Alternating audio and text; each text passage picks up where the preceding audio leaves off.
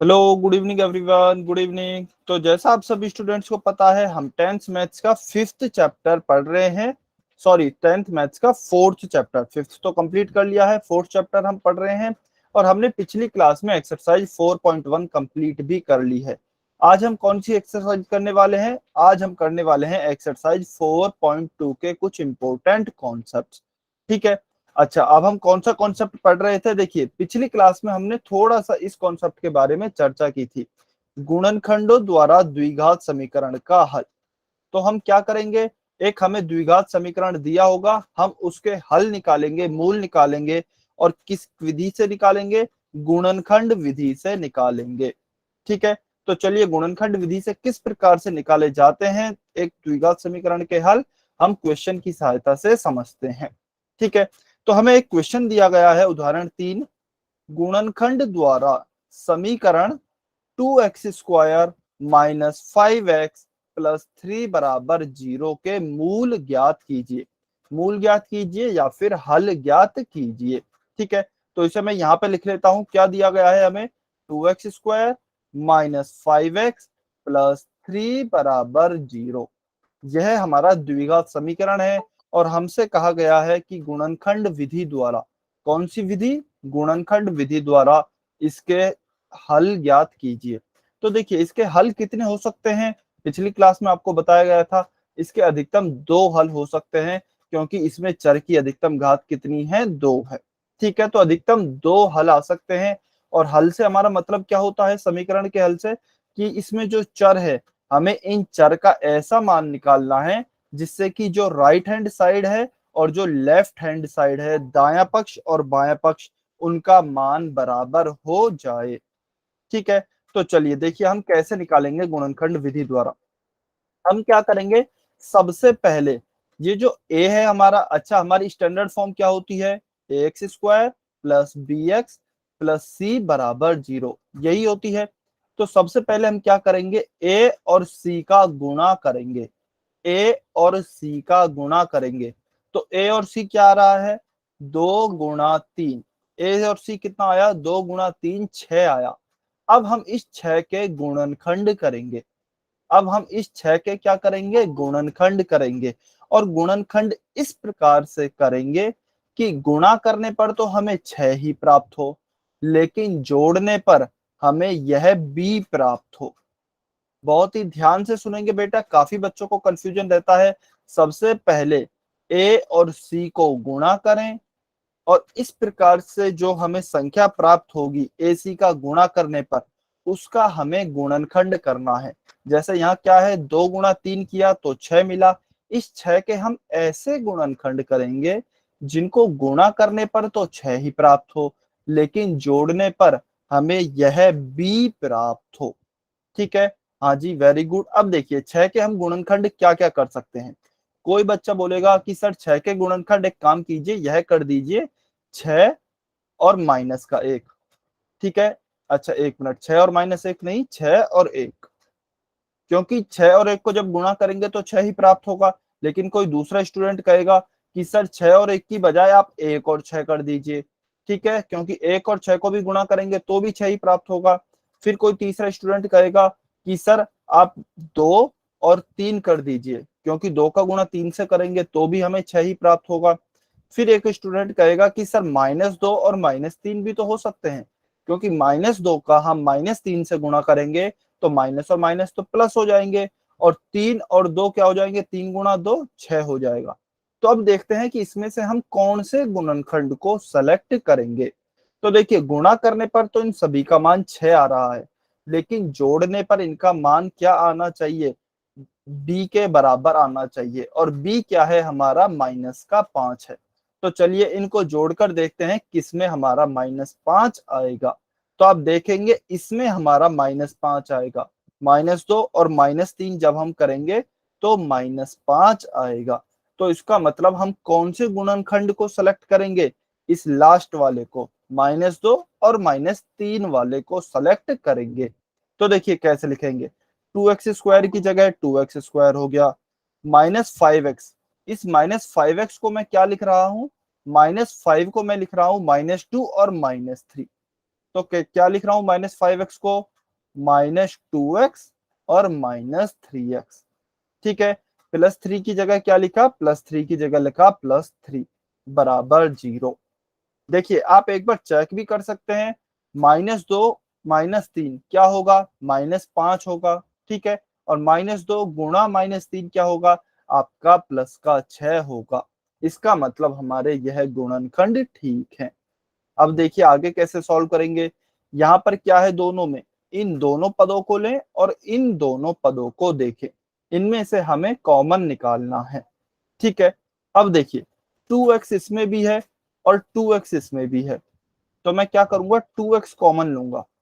2x मैंने common लिया। ठीक है, इसमें क्या बचेगा, 2x को कॉमन लेने के बाद 2x का यदि आप भाग देंगे तो इसमें x बचेगा। 2x² में यदि 2x हमने कॉमन ले लिया तो क्या बचेगा, x बचेगा। फिर देखिए यहाँ पे माइनस तो माइनस, और यहाँ पे 2x हमने पूरा ही कॉमन ले लिया बाहर, तो क्या बचेगा, 1 बचेगा। ठीक है, अब इन दोनों पदों को देखते हैं। अब इन दोनों पदों को देखते हैं, यहाँ पे हम क्या करेंगे, देखिए यहाँ पे हमको इस तरीके से कॉमन लेना है जिससे कि अंदर हमारा x-1 ही बचे। इस तरीके से कॉमन लीजिए जिससे कि अंदर हमारा x-1 ही बचे। तो मेरा कहने का मतलब क्या है, यहाँ पे मान लीजिए मैं -3 को कॉमन लेता हूं, तो -3 को कॉमन ले लिया, क्या बचा, x बचा, तो यहाँ पे x। अब देखिए यहाँ पे प्लस का 3 है, और जबकि मैंने कॉमन क्या लिया है, -3, तो +3 में यदि मैं -3 से भाग करूं तो 3 से 3 कट गया, और यदि प्लस की संख्या में माइनस का भाग देंगे तो क्या उत्तर आएगा, -1। तो क्या बचेगा यहाँ पर, -1 बराबर 0। यहां तक किसी स्टूडेंट को डाउट है क्या, यहां तक किसी स्टूडेंट को, अच्छा यदि डाउट है तो आप n लिखेंगे। यदि किसी स्टूडेंट को डाउट है तो n लिखें, समझ में आ गया है तो y लिखें। यहां तक क्लियर है ना सभी बच्चों को। बेटा किसी भी प्रकार का डाउट नहीं रखना है, यदि कोई भी डाउट हो तो आप पूछ लेना। ठीक है, सभी को समझ में आ गया है, बहुत बढ़िया। अब देखिए, अब हम फिर से देखते हैं, एक तो इस पद को देखते हैं और एक हम इस पद को देखते हैं। तो दोनों में ही x-1 कॉमन है, तो मैं क्या करता हूं, x-1 को इनमें से कॉमन ले लेता हूं। तो देखिए यहां पर क्या बचा, इस वाले पद में, पहले पद में x-1 कॉमन ले लिया तो क्या बचा, 2x बचा, तो हमने लिखा यहां पर 2x। फिर x-1 है, यह तो कॉमन आ गया। अब दूसरे वाले पद में हम देखते हैं, इस वाले पद में, इस वाले पद में देखेंगे तो x-1 यह तो कॉमन आ गया बाहर यहाँ पर, तो क्या बचा इसके अलावा, -3 यह बचा, तो -3 हमने यहां लिखा बराबर 0। ठीक है, अच्छा क्या कह रहे हैं, ब्रैकेट के बाहर हो तो ब्रैकेट के अंदर के नीचे, मोनिका राजपूत की आईडी से जो स्टूडेंट है, लेकिन बेटा अभी हम चिन्हों की बात तो कर ही नहीं रहे ना, चिन्हों की तो अभी हम बात ही नहीं कर रहे हैं। हाँ आप अच्छा इसको कह रहे हैं, हाँ बिल्कुल इसको ऐसे भी समझ सकते हैं, किसी भी तरीके से समझ लीजिए। ठीक है, अब देखिए यहाँ पे क्या होगा, हमारे पास दो आए हैं, दो गुणनखंड है, x-1 और 2x-3, इनका गुणा करने पर बराबर क्या है, 0। तो आप इसके बाद क्या करेंगे, आप देखिए इसको भी 0 के बराबर करें, आप इसको भी 0 के बराबर करें। ठीक है, तो देखिए मैं सबसे पहले x-1 को 0 के बराबर करता हूं, x-1 बराबर 0, -1 को इधर ले जाऊंगा तो क्या बचेगा, x बराबर +1। तो एक मान तो हमारा क्या आ गया, x बराबर +1। ठीक है, उसके बाद देखिए यदि मैं 2x-3 को 0 के बराबर करता हूं, तो -3 को यहां ले जाऊंगा तो क्या हो जाएगा, 2x बराबर 3, और जब 2 को यहां ले जाऊंगा तो यह भाग में जाएगा, क्योंकि यहां पर यह x के गुणा में है। तो x बराबर क्या हो जाएगा, 3/2। तो आप देख सकते हैं हमारे दो मान निकल कर आए हैं, x बराबर +1 और x बराबर 3/2। हमने जैसा कहा था कि किसी एक द्विघात समीकरण के अधिकतम दो मान हो सकते हैं, तो यहाँ पर वह दोनों मान निकल कर आए हैं। और यदि आप x का मान 1 और 3/2 यहाँ पर रखेंगे ना इस समीकरण में, तो इसके RHS और LHS यानी कि बाएं पक्ष और दाएं पक्ष इन दोनों का मान बराबर हो जाएगा। ठीक है, समझ में आया सभी बच्चों को? किस किस स्टूडेंट को डाउट है वो जल्दी से n लिखेंगे। जिस भी स्टूडेंट को डाउट है वो n लिखें जल्दी से।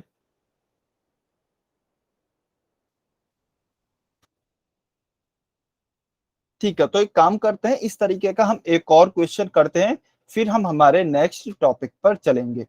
ठीक है, तो इसका हमारा उत्तर क्या आ गया, x बराबर 1 और x बराबर 3/2। ठीक है, जैसा कि आप देख सकते हैं एनसीईआरटी में इसका उत्तर क्या आया है, 1 मिनट। इसका आंसर क्या आया है, x बराबर 3/2 और x बराबर 1, ये दोनों इसके उत्तर होंगे। ठीक है, चलिए अभी हम देखते हैं अगला एग्जाम्पल। अगला एग्जाम्पल चलिए यही कर लेते हैं। द्विघात समीकरण 6x² माइनस एक्स माइनस 2 बराबर 0।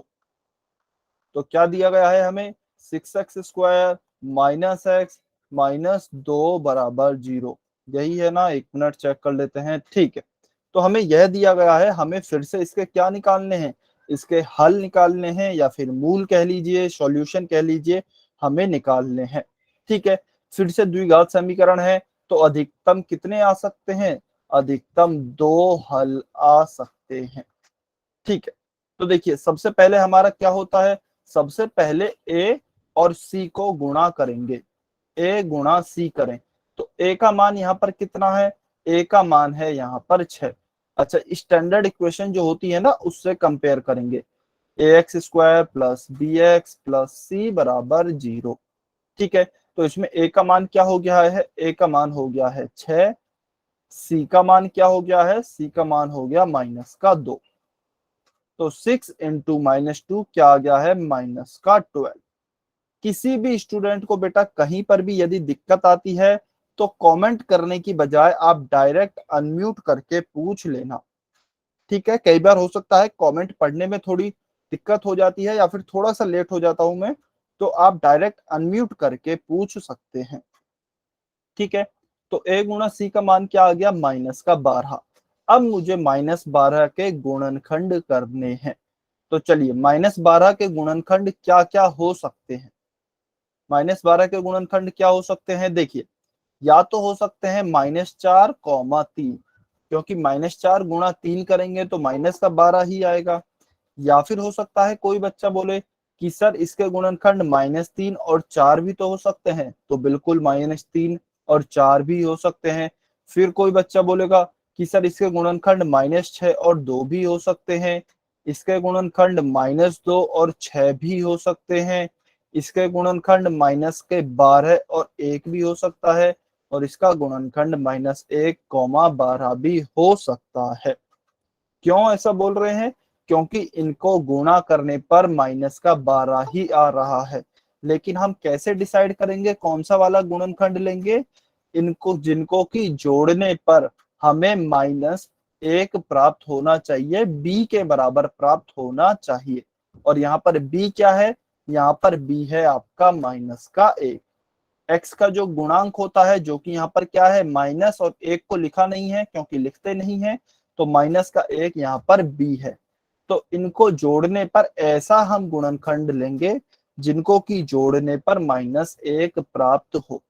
तो देखिए ऐसा कौन सा है, आप पाएंगे कि इसमें केवल ऐसा एक ही यही गुणनखंड है -4, 3, जिनको की जोड़ने पर हमें -1 प्राप्त होता है। ठीक है, क्योंकि -4 + 3 करेंगे तो क्या आएगा, -1 ही आएगा। तो हम यही वाला गुणनखंड लेंगे। ठीक है, तो इसे कैसे लिखेंगे, 6x² को 6x² -x की जगह, या फिर कह सकते हैं -1x की जगह क्या लिखेंगे, -4x + 3x। ठीक है, और -2 की जगह हम क्या लिख रहे हैं, -2 बराबर 0। यहां तक किसी स्टूडेंट को यदि डाउट हो तो अनम्यूट करके पूछ सकते हैं। बेटा डाउट नहीं रखना है किसी भी कंडीशन में, ठीक है, डाउट्स हम बिल्कुल क्लियर करके चलेंगे। ठीक है, चलिए किसी को भी डाउट नहीं है तो अब हम क्या करेंगे, अब हम लेंगे कॉमन। कॉमन लेते हैं। देखिए 6x² है, 4x है, इन दोनों में से हम क्या करते हैं, 2x कॉमन लेते हैं। जब 2x कॉमन लेंगे तो 6x² में से 2x कॉमन लिया तो क्या बचा, 6x² बाई 2x। x में से x गया और 2 एकम 2, 2 3 जार 6, तो क्या बचा 3x। तो यहाँ पे लिखा हमने 3x माइनस 4x में से 2x कॉमन ले लिया तो क्या बचा, 2 बचा। ठीक है, तो पहली दो टर्म में से तो हमारा यह आ गया। उसके बाद देखिए, उसके बाद क्या करेंगे, यहाँ पे 3x है, यहाँ पे -2 है, तो हम क्या करेंगे, कुछ भी कॉमन नहीं आ रहा है इसमें से तो हम एक को कॉमन लेंगे। तो हमने क्या लिखा, +1, 3x - 2 बराबर 0। ठीक है, इन दोनों में से हमने क्या किया है, इन दोनों में से हमने एक को कॉमन लिया है, क्योंकि कुछ भी कॉमन नहीं है तो एक तो कॉमन होगा ही होगा, तो इसलिए हमने एक को कॉमन ले लिया। अब देखिए दोबारा से दोनों पदों में क्या कॉमन आ रहा है, 3x - 2। तो यहाँ पे लिखेंगे 3x - 2, और यहाँ पे देखिए पहले पद को देखें, 3x - 2 बाहर आ गया तो क्या बचा अंदर, 2x बचा, तो हमने लिखा यहाँ पे 2x। उसके बाद 3x - 2 तो बाहर ले लिया, इसके बाद में प्लस, तो प्लस, उसके बाद एक है तो एक। यह 3x - 2 ये वाला क्यों नहीं लिखा, क्योंकि यह हमने कॉमन पहले ही ले लिया, यहाँ पे बाहर लिख लिया है। तो क्या आ गया, इसको बराबर 0। इसके बाद हम क्या करते हैं, इस ब्रैकेट को भी 0 के बराबर लिखेंगे, इसको भी 0 के बराबर लिखेंगे। तो चलिए इसको सॉल्व करते हैं। जब हम 3x - 2 बराबर 0 लिखते हैं तो देखिए क्या उत्तर आएगा, -2 को इधर ले जाऊंगा तो प्लस का हो जाएगा, तो 3x बराबर क्या हो गया, 2। फिर इस 3 को यहां ले जाएंगे तो यह भाग में जाएगा, क्योंकि x के साथ गुणा में है। तो x बराबर क्या हो जाएगा, 2/3 हो जाएगा। ठीक है, उसके बाद देखिए 2x+1 को हम रखेंगे 0 के बराबर, तो 2x+1 बराबर 0। तो पहले +1 को इधर ले जाएंगे तो क्या बन जाएगा, 2x बराबर -1। फिर इस 2 को इधर ले जाएंगे तो किस में जाएगा, भाग में, क्योंकि यहाँ पर x के साथ गुणा में है। तो x बराबर क्या हो जाएगा, -1/2। तो क्या उत्तर आया आपके x के, x बराबर 2/3 और x बराबर -1/2। तो आप यहाँ पे भी देख सकते हैं आपके x के दो हल आए हैं, क्योंकि एक द्विघात समीकरण दिया गया था। ठीक है, चलिए ईमानदारी से सभी बच्चे y और n लिखकर बताएंगे क्या आपको समझ में आया या नहीं आया। सभी बच्चे ईमानदारी से,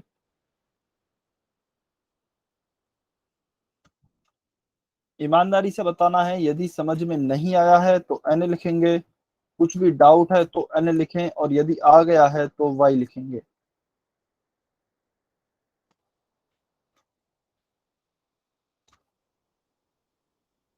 ओके, सभी को समझ में आ गया है, बहुत अच्छे। चलिए बहुत बढ़िया, वेरी गुड, सभी को यदि समझ में आ गया है तो चलिए एक क्वेश्चन अभी आपको सॉल्व करना है। एक क्वेश्चन आप सभी सॉल्व करेंगे। क्वेश्चन नंबर फिफ्थ है, शायद आप सभी को दिखाई दे रहा होगा, आपकी एनसीईआरटी का ही है। क्वेश्चन नंबर फिफ्थ आप सभी यहीं पर सॉल्व करेंगे और कमेंट में उत्तर करेंगे एक्स का आपका क्या क्या मान आया है। क्या है, 100x² -20x +1 बराबर 0। सभी बच्चे सॉल्व करें और कमेंट में आंसर करें।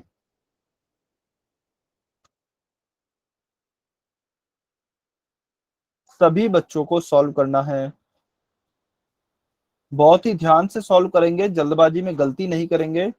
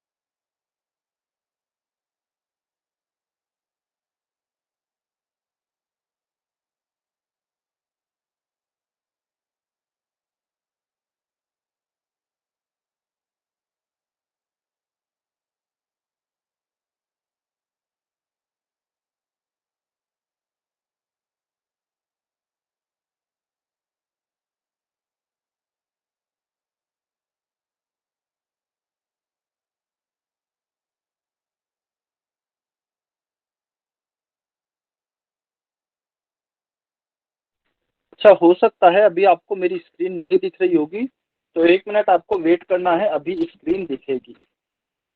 ठीक है, इतने आप क्वेश्चन सॉल्व करते रहें।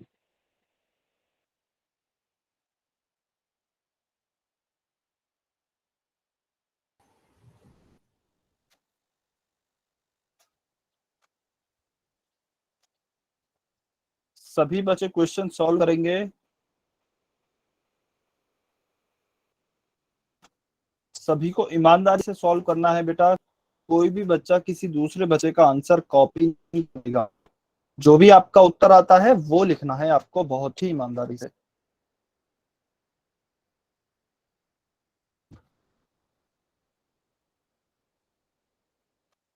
वेरी गुड, कुछ बच्चों के आंसर आ रहे हैं, बहुत अच्छे।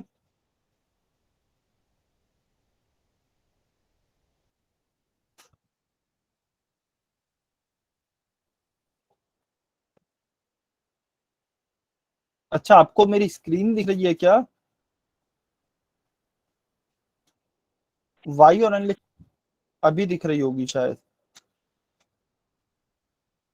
ठीक, चलिए तो लास्ट 30 सेकंड और वेट कर रहे हैं बेटा इस क्वेश्चन के लिए, जल्दी से सॉल्व करें। Last 30 second.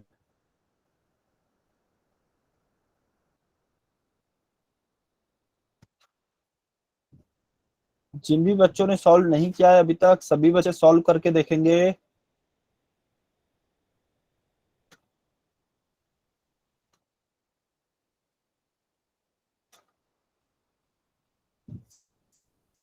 15 सेकेंड।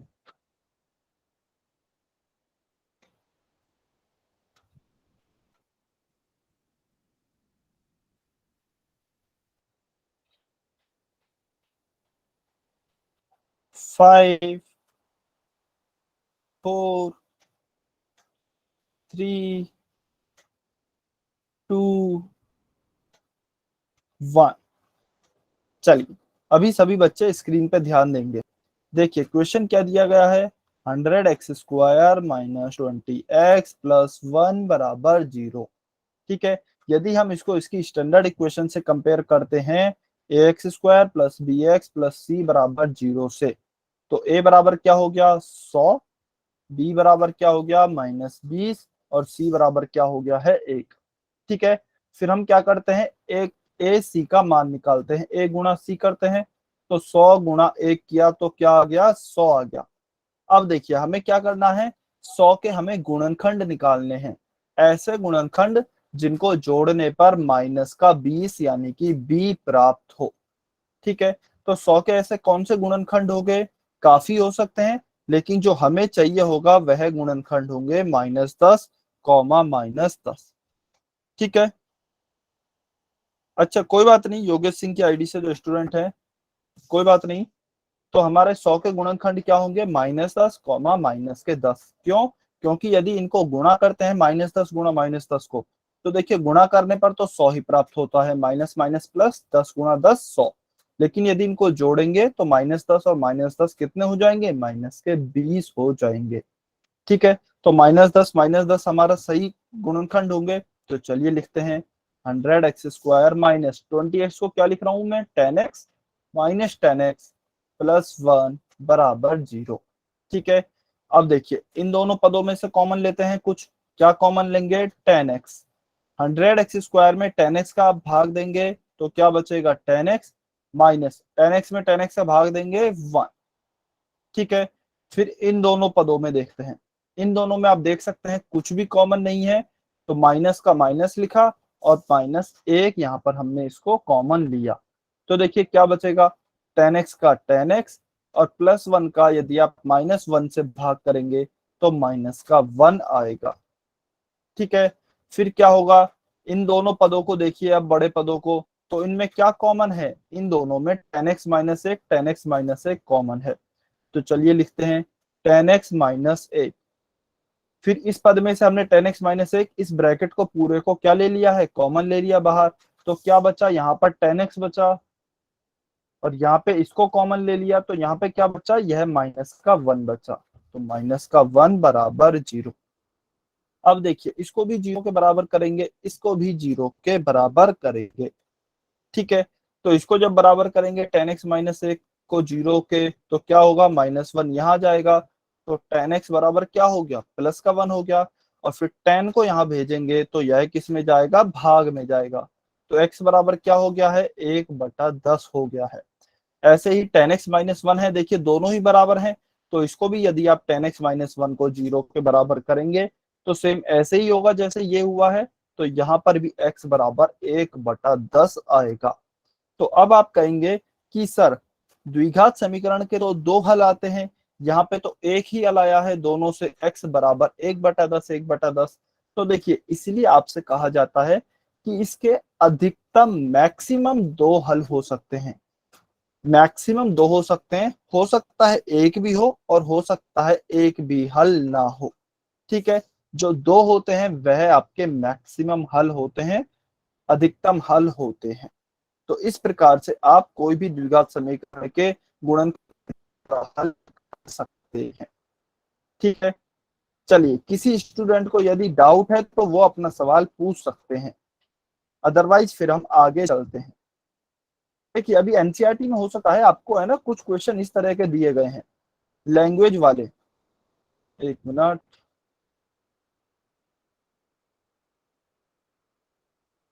आपको काफी क्वेश्चन इस तरीके के देखने को मिलेंगे जो कि लैंग्वेज वाले हैं। जैसे कि एग्जाम्पल 3 है, एग्जाम्पल 4 है, एग्जाम्पल 5 है, ये सभी। तो इसमें आप क्या करेंगे, इसमें सबसे पहले आपको द्विघात समीकरण बनाना होगा, जो कि हमने पहले सीखा था, पिछली क्लास में सीखा था कि द्विघात समीकरण को किस प्रकार से बनाया जाता है। और फिर हमने सीख लिया कि अभी द्विघात समीकरण को हम कैसे हल करते हैं गुणनखंड विधि से, उस प्रकार से आप हल कर सकते हैं। ठीक है, चलिए तो अभी आप एक्सरसाइज 4.2 आराम से पूरी एक्सरसाइज को सॉल्व कर सकते हैं। इसके बाद यदि हम अगले टॉपिक,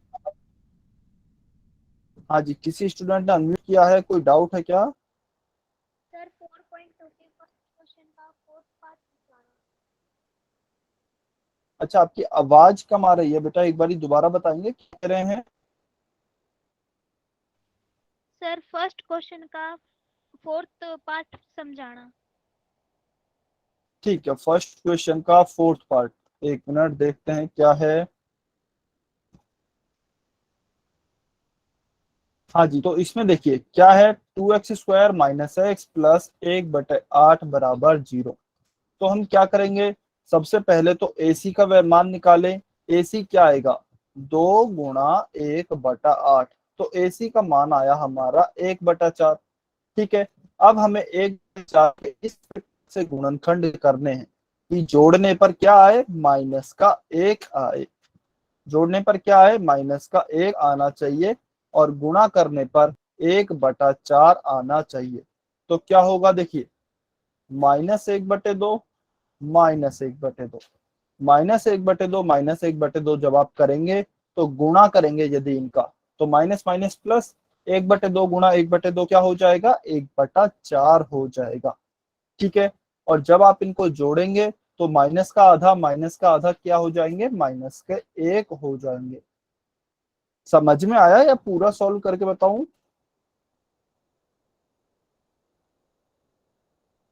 मोनिका राजपूत स्टूडेंट है बेटा, आप समझ में आया इतना? आप आगे सॉल्व कर लेंगे खुद या फिर सॉल्व करके बताना है पूरा? आ गया, ठीक। ठीक है, चलिए तो देखिए अगला जो हमारा टॉपिक है ना, एक्सरसाइज 4.3 के टॉपिक है, और वह है द्विघात समीकरण को सॉल्व करना, लेकिन किस विधि से, पूर्ण वर्ग बनाकर। द्विघात समीकरण को पूर्ण वर्ग बनाकर उसके हल निकालना हमारा अगला टॉपिक है। लेकिन हम इस टॉपिक को स्किप कर रहे हैं, छोड़ रहे हैं। छोड़ रहे हैं, देखिए यह थोड़ा सा कम इम्पोर्टेंट है और इतना एग्जाम में नहीं आता है, और हमारे पास आज समय भी कम है।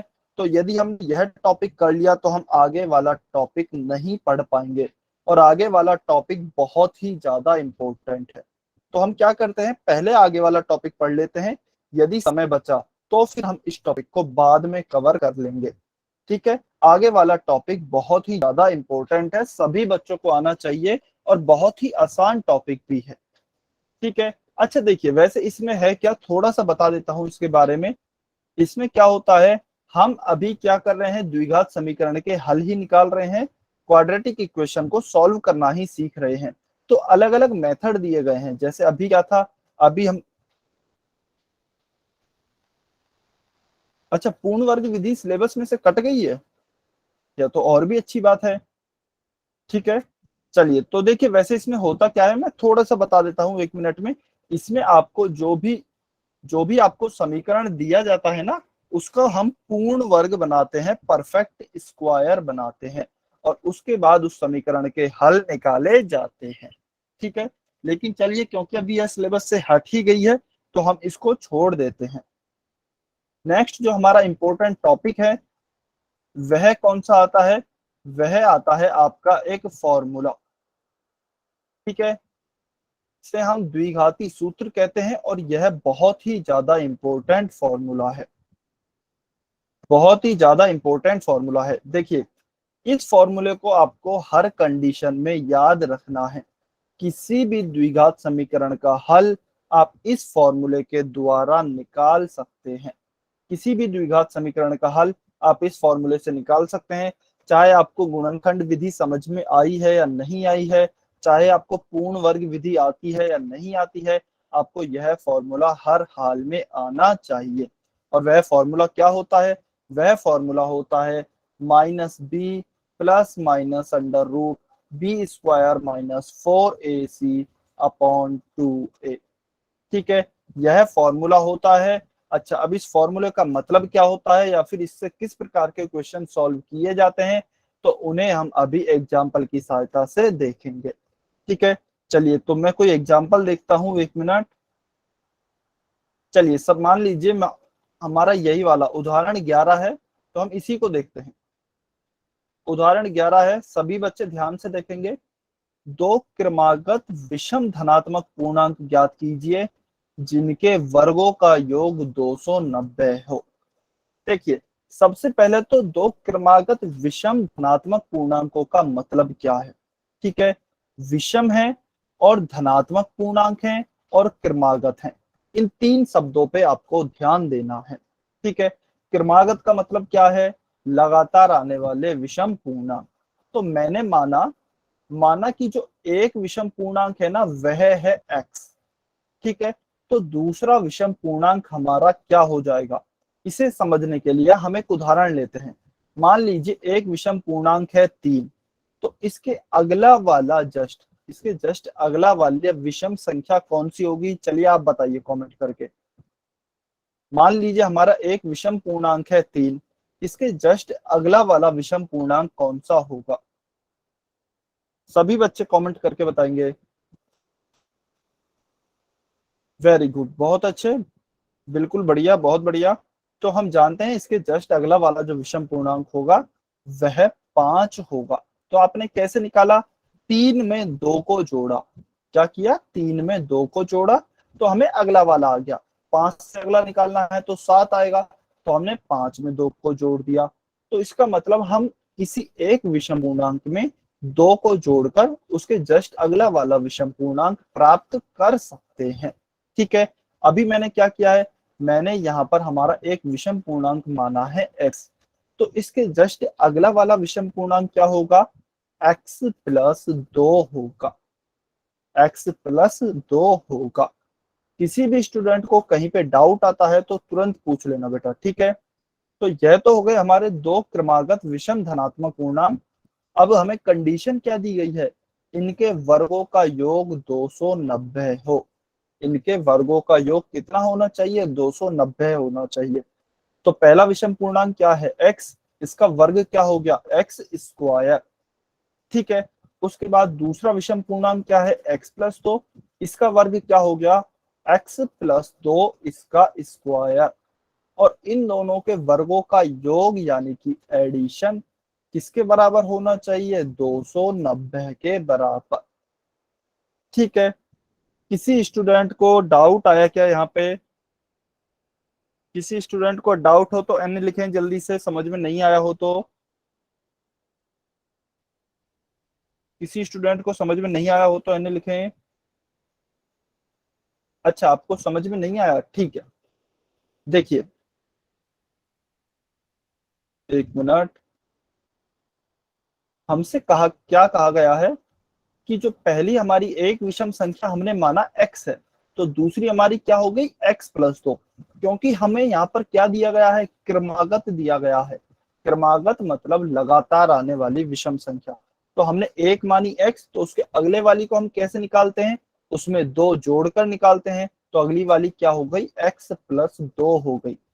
ठीक है, अब पहली वाली का वर्ग क्या है,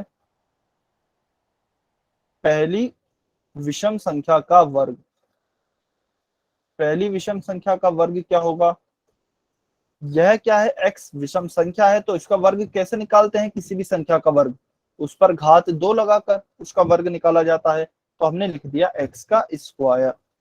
ठीक है, उसके बाद दूसरी विषम संख्या क्या है, x+2, तो हम लिखेंगे दूसरी विषम संख्या का वर्ग, दूसरी विषम संख्या का वर्ग।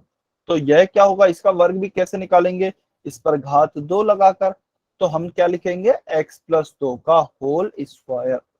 ठीक है, जैसे कि उदाहरण के लिए मान लीजिए आपसे कहा जाता 3 और 5 दो विषम संख्याएं, इनके वर्ग निकालिए, तो आप कैसे निकालते, 3 का स्क्वायर करते, 5 का स्क्वायर करते। ठीक है, अभी हमारे पास x और x+2 है, तो हमने इनका स्क्वायर कर दिया, x² और x+2 का स्क्वायर।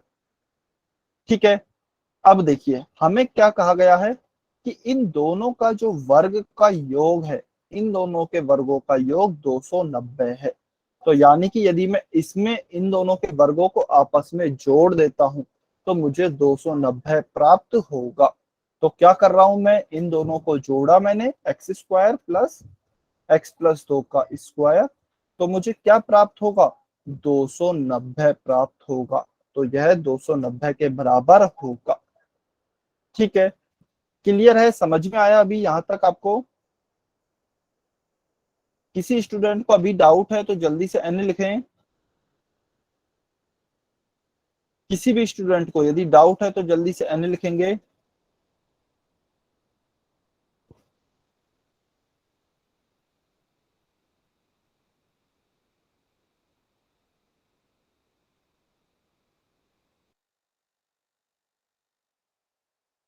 बढ़िया, ठीक है, चलिए डाउट नहीं है तो आगे चलते हैं। अब हम क्या करते हैं, देखिए x² का तो x² प्लस इस x+2 के होल स्क्वायर को ओपन करेंगे, और किससे ओपन करेंगे, किससे खोलेंगे, मैंने आपको बताया था x+y का होल स्क्वायर क्या होता है, x² plus y² plus 2xy।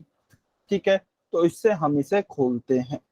देखिए x+2 का होल स्क्वायर क्या होगा, x² प्लस y की जगह क्या है 2, तो 2 का स्क्वायर प्लस 2xy, तो क्या होगा 2 इंटू एक्स क्या है x, और y की जगह क्या लिखा है 2, तो यहां लिखा हमने 2, बराबर क्या हो गया हमारा 290। जिस भी बच्चे को बेटा कहीं पे भी डाउट आए ना, तुरंत अनम्यूट करके पूछ लेना। ठीक है, अब देखिए x² प्लस x², या फिर एक काम करते हैं, चलिए इन्हें जोड़ ही देते हैं।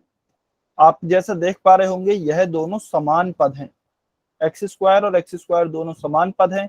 एक x² में दूसरे x² को जोड़ेंगे तो कितने x² हो जाएंगे, टोटल हो गया 2x²। एक x² प्लस एक x² बराबर 2x²। ठीक है, प्लस 2 का स्क्वायर क्या होगा यहाँ पर, 2² 4 plus 2 into 2 4, 4 into x 4x, तो यह क्या हो जाएगा, 2 गुणा 2 4, और गुणा x में क्या हो गया 4x, बराबर 290। तो यहाँ पे चलिए इसको लिखते हैं 2x² प्लस 4x प्लस 4 बराबर 290।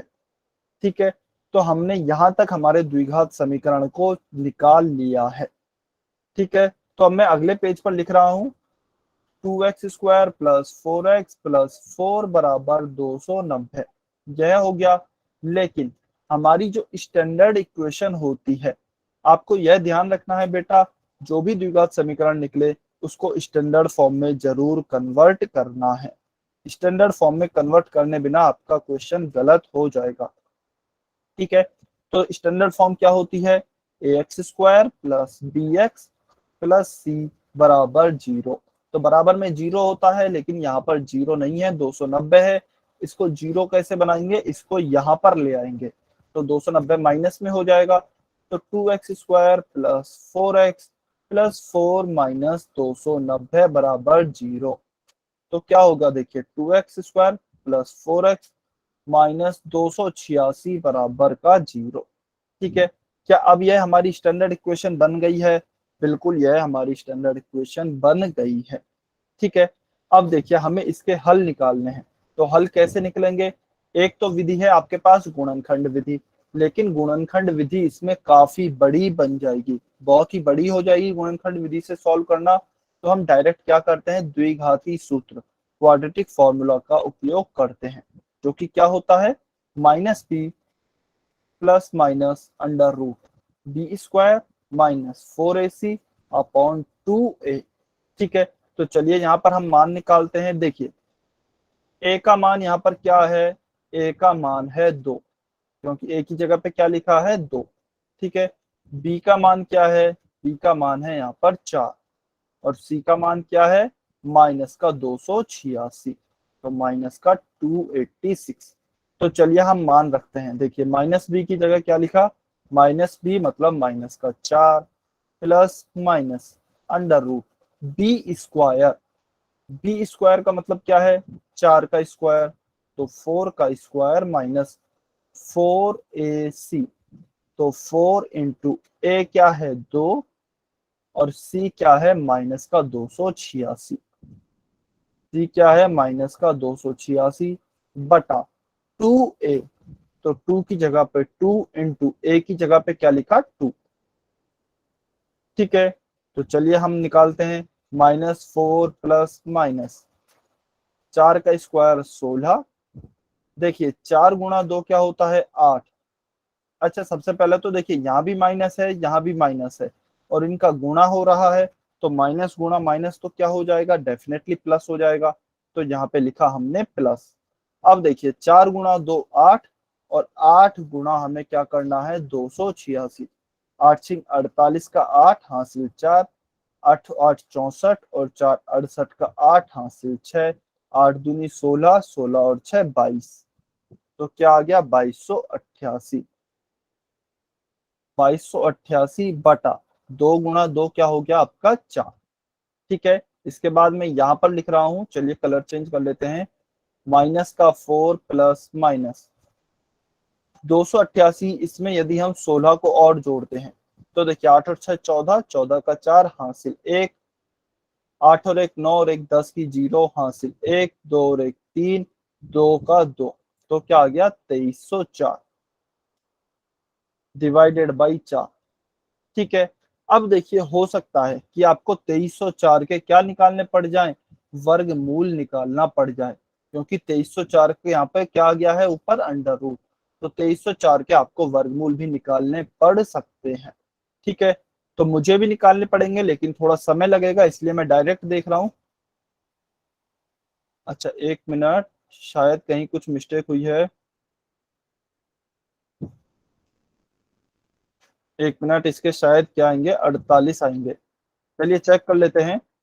2304 का जो वर्गमूल आएगा वह आएगा आपका 48। 1 मिनट चेक कर लेते हैं। 8 8 64, 64 का 4 हासिल 6, 8 चौक 832, और 6 38, गुणा 8 छिंगे 8 चौक 32 का 2 हासिल 3, 4 चौक 16, 16 और 3 19, 4 0 1 10 3 13 1 2304। बिल्कुल, तो इसके जो हमारे वर्गमूल आएंगे वह क्या आएंगे, 48 यानी कि 48। तो इसे हम कैसे लिखेंगे, माइनस का 4 प्लस माइनस 2304 का वर्गमूल क्या आ गया है, 48 बटा 4। ठीक है, अब देखिए यहाँ पर जो प्लस माइनस है इसका मतलब क्या है, कि आप एक बार प्लस का चिन्ह लेंगे और दूसरी बार माइनस का चिन्ह लेंगे। एक बार प्लस का चिन्ह लें, दूसरी बार माइनस का चिन्ह लें। तो मैं इसको दो भागों में बांट रहा हूँ। एक बार प्लस का चिन्ह लूंगा, इसको मैं इरेज कर देता हूँ जिससे आपको कंफ्यूजन नहीं हो। -4 प्लस 48/4, यहाँ पे मैंने प्लस का चिन्ह लिया है, और यहाँ पे मैं ले रहा हूँ माइनस का चिन्ह। -4 माइनस का 48/4। ठीक है, तो देखिए इनको मैं यहाँ पे सॉल्व कर रहा हूँ। जब हम प्लस का चिन्ह लेंगे, प्लस 48 में से माइनस के 4 करेंगे तो 48 - 4 44, और 44/4 लिखेंगे। दूसरी बार जब हम माइनस का चिन्ह लेंगे तो -4 और -48 क्या होगा, माइनस का 52/4। ठीक है, 44 में 4 का भाग देंगे तो क्या आएगा, 11 आएगा। -52 में 4 का भाग देंगे तो क्या आएगा, माइनस का 13 आएगा। अब देखिए हमारे पास दो इसके सॉल्यूशन आ गए, 11 और -13। लेकिन आपको जल्दबाजी में इन दोनों को लिख के नहीं आना है, आपका आंसर गलत हो जाएगा। क्यों गलत हो जाएगा, क्वेश्चन देखिए, क्वेश्चन को ध्यान से पढ़िए। दो ऐसे क्रमागत विषम धनात्मक पूर्णांक हैं। हमसे पहले ही क्या कहा गया है, धनात्मक पूर्णांक है, लेकिन हमारा एक पूर्णांक तो ऋणात्मक आया है। इसका मतलब यह हमारा आंसर नहीं होगा। तो एक हमारा उत्तर हो गया 11। ठीक है, उसके बाद मुझे अगला विषम धनात्मक पूर्णांक निकालना है। तो कैसे निकालूंगा, मेरा x का मान तो क्या आ गया, 11, और दूसरा हमने क्या माना था, एक माना था x, और दूसरा माना था x + 2। तो दूसरा क्या हो जाएगा, 11 + 2 13। तो ये दोनों हमारे उत्तर होंगे, 11 और 13। ठीक है, तो इस प्रकार से आपको द्विघात सूत्र का उपयोग करना है। अब बताइए किस किस बच्चे को डाउट है और किस किस बच्चे को समझ में आया। यदि समझ में आया तो y लिखें, नहीं आया कुछ भी डाउट है तो n लिखेंगे। सर ये 2 कहाँ से आया? कौन सा वाला 2 की बात कर रहे हैं बेटा, ये 2 की, प्लस का 2। 11 + 2 सर। ठीक है, तो देखिए हमने क्या किया था ना, अच्छा इस द्विघात समीकरण का सूत्र यह क्या निकाल के देता है, यह हमारे जो हल है, यह जो हमारा हल है ना, वह निकाल के देता है। तो हमारे द्विघात समीकरण में देखिए चर क्या है, द्विघात समीकरण में हमारा चर है x। तो इसने x के दो मान निकाल के दे दिए हमें। एक तो दे दिया x बराबर 11 और एक दे दिया x बराबर -13। ठीक है, अब हमारे ऊपर है हम कौन सा इनमें से चूज करते हैं, यानी कि सेलेक्ट करते हैं हल। तो हम देखते हैं, हमें कंडीशन क्या दी गई है, धनात्मक पूर्णांक होना चाहिए, लेकिन यह तो ऋणात्मक है -13, तो इसका मतलब यह गलत है। तो x का मान क्या आ गया, x का मान हमारा 11 सही है। लेकिन हमसे क्या पूछा है, हमें दोनों धनात्मक पूर्णांक बताने हैं। ऐसे दो, पहले ही लिखा है, दो ऐसे क्रमागत विषम धनात्मक पूर्णांक ज्ञात कीजिए। तो हमने क्या माने थे दो धनात्मक पूर्णांक, एक तो x माना था जिसका मान हमारे पास 11 आ गया, दूसरा क्या माना था, x + 2 माना था। तो हमें अभी दूसरा वाला भी तो निकालना है, तो इसलिए हमने 11 + 2 किया जो कि 13 हो गया। ठीक है, हमसे दो लगातार विषम पूर्णांक पूछे हैं ना, तो एक तो हो गया 11 और दूसरा कौन सा हो गया, उसके बाद 11 + 2 13। चलिए सभी को क्लियर है, समझ में आया, ठीक है, बहुत बढ़िया, बहुत अच्छे। देखिए सभी को यदि समझ में आया ना, तो क्योंकि समय कम है तो 1 मिनट मैं बता देता हूँ एक और इम्पोर्टेंट इस चैप्टर में चीज है, जिसे कि हम क्या बोलते हैं, विविक्त कार। जिसे हम क्या बोलते हैं, विविक्त कर बोलते हैं इंग्लिश में, जिसे हम डिस्क्रिमिनेंट बोलते हैं और इसे डी से दर्शाते हैं। अच्छा अब डिस्क्रिमिनेंट क्या होते हैं, ठीक है, तो देखिए हमारा जो द्विघात समीकरण होता है वह क्या होता है, ax² + bx + c = 0। ठीक है, और इस जो द्विघात समीकरण को सॉल्व करने का या फिर हल निकालने का जो सूत्र होता है वह क्या होता है, -p + -√b² - 4ac/2a, यह होता है। तो इसमें जो यह टर्म होती है ना, b² - 4ac, इसे हम कहते हैं विविक्त कर, जिसे इंग्लिश में डिस्क्रिमिनेंट भी बोला जाता है। तो यदि आपसे पूछा जाता है, जैसे कि उदाहरण 16 में पूछा गया है कि द्विघात समीकरण, इसका आपको विविक्त कर ज्ञात करना है, तो आप कैसे ज्ञात करेंगे, b² - 4ac। तो यह क्या होता है, यह होता है आपका विविक्त कर। ठीक है, अब देखिए आपके जो हल होते हैं या फिर आपके जो सॉल्यूशन आते हैं, मूल आते हैं, रूट्स आते हैं, उनकी जो प्रकृति होती है, उनका जो नेचर होता है, वह आपका इसी पर ही डिपेंड करता है, वह आपका इस विविक्त कर पर ही डिपेंड करता है। इसका मतलब क्या है कि यदि इसका मान 0 से बड़ा आता है, बी स्क्वायर माइनस 4ac का मान 0 से बड़ा आता है, तो आपके दो भिन्न मूल होंगे, अलग अलग मूल होंगे, और दोनों वास्तविक मूल होंगे। यानी कि दोनों मूल कैसे होंगे? वास्तविक होंगे, रियल होंगे। ठीक है। यदि इसका मान 0 के बराबर आता है, यदि इसका मान 0 के बराबर आता है, तो आपके कैसे मूल आएंगे? मूल तो वास्तविक होंगे, लेकिन दोनों बराबर मूल आएंगे, दोनों बराबर मूल आएंगे। जबकि यदि बड़ा होता तो कैसे आते? दोनों अलग अलग सॉल्यूशन आते, लेकिन इस बार दोनों सॉल्यूशन समान आएंगे।